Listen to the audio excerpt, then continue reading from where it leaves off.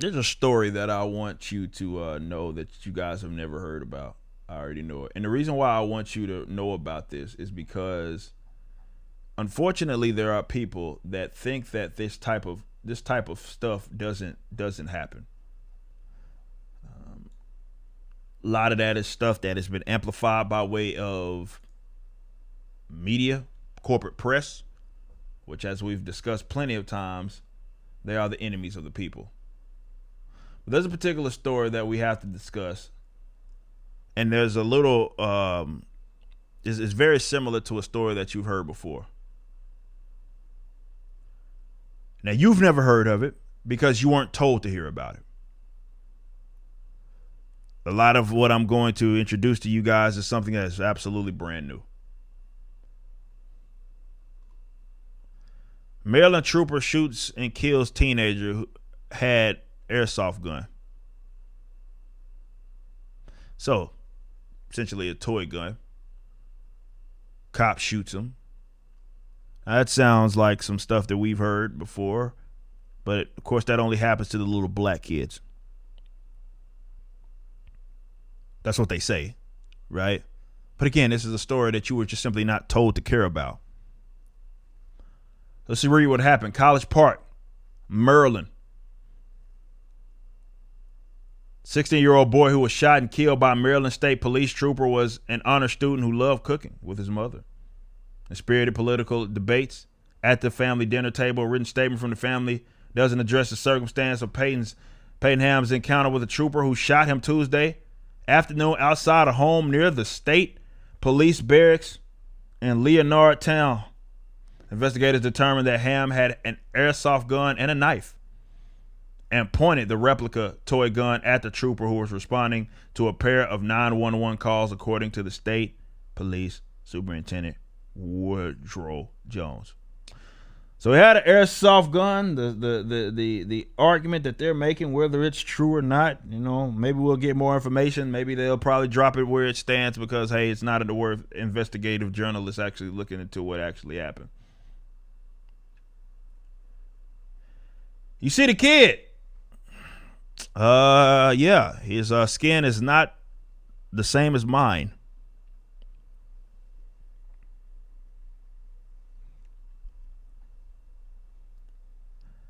I don't know if I need to do a series of these sorts of instances happening.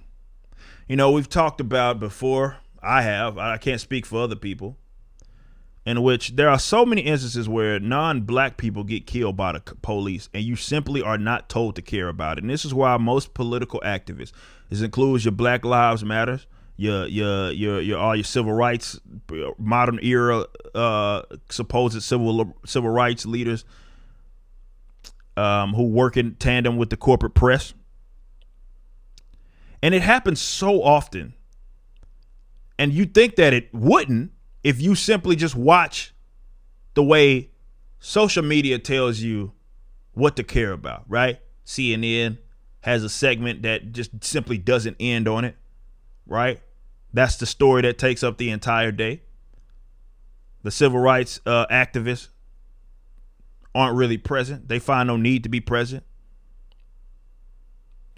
right? They say, well, this is happening and all this is this is why I'm telling y'all that for those of you idiots, and especially the dickhead fellow libertarians who get so upset with me because I say that, I call, for example, it doesn't matter whether it's a movement or the organization. Black Lives Matter is a quack movement. It's a quack organization for a multitude of different reasons. And some people say, well, you should be marching with them or something like that because you're against the state and you're against its violence. And to that I say, they don't have monopoly on being against state violence, and they march for different reasons. If we to them and they were told by their handlers that people were equally of all races getting shot at a proportion that they felt was tolerable, they wouldn't have any argument and they wouldn't be arguing against what it is. Their only gripe is with the fact that there's a supposed disparity. And the disparity is what frustrates them because they think, well, let's say black people get shot more often than the white people. Whether that is true, what attributes to it, if it is to be true or false, conversations that we can have It's not particularly important, I guess. Nonetheless, I'm just going by what it is that they believe, and that's their gripe. I've talked about the Daniel Shavers of the world. I'll talk about the Duncan Limps of the world. We talk about Tony Temple. We talked about the guy who on body cam, we see it. Guy gets shot coming out of his house with his hands up because they were responding to a noise complaint or something like that. You know what I'm saying? It's all white guys. Now, you don't know about them because you're not told. And they try to deflect from that by saying, well, it's because they don't go and raise hell. The white people don't raise hell or something like that. That's a deflection. That doesn't mean that you got monopoly on caring about something. What it does is it derails your nonsensical narrative. And the reality of the situation is simply this. The people that are being, the pundits, that they sit up there at blue check marks, that they get trending on the side of Twitter, or they run out there and CNN, be experts to talk about this sort of a narrative, whether it be the academics, they do exactly what they are told, and whatever satisfies whatever personal agenda that they have has nothing to do with the truth. Because the reality of the situation, no matter if you look at the data or anything out there that exists, or the buried news stories, the reality is that white folk get killed by way of the agents too. Now, I agree. It could be a problem. Now, whether this situation that we're talking about is justified or not, that's a different conversation. That's not necessarily what I'm trying to focus on. I'm focusing on this idea that they say police aren't as itchy to the trigger when it comes to come to black folks. I showed y'all a story in my previous segment of knife wielding white woman getting her ass popped by way of the cops with a knife. She had a knife. She got popped. It happens.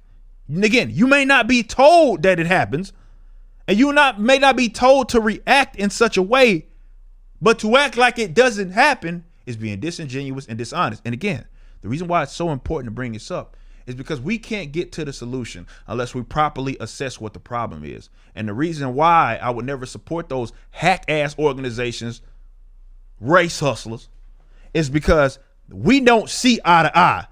What they look at as a problem isn't what I look at as a problem. I got a problem with the institution, which is why generally those same dickheads will go advocate for stuff like gun control. Same ones.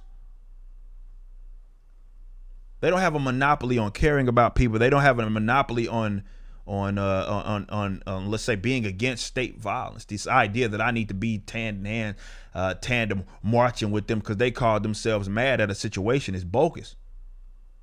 You can be mad at something and be mad at it for a different reason.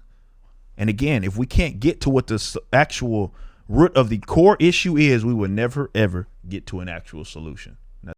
You just watched a clip from my podcast, For Canon's Sake. Catch us live at 12 p.m. throughout the week over at youtube.com/YoungRipper59 and follow us over at odyssey.com/@YoungRipper59. If you want to watch the entire video cast after the show is over, just be sure to become a member on the YouTube channel. Of course, the full audio portion of the podcast is available for free on all major digital platforms, or just visit forcanonsake.com.